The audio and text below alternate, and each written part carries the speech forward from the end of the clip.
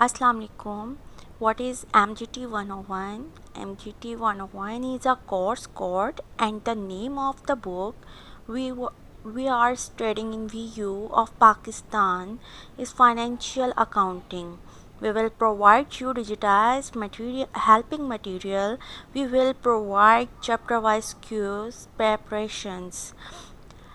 MGT101 subject है virtual university का।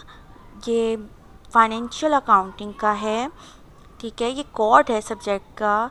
मेरे बहन भाई जिन्होंने पहले ये अकाउंट्स का नहीं पढ़ा बिल्कुल भी, ये उनके लिए बहुत ज़्यादा हेल्पफुल मटेरियल साबित होगा।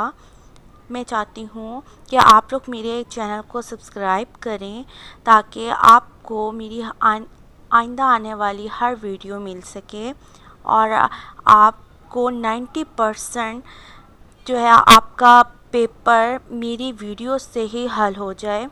और आपको कोई भी प्रॉब्लम अगर हो तो आप मुझे कमेंट्स करें।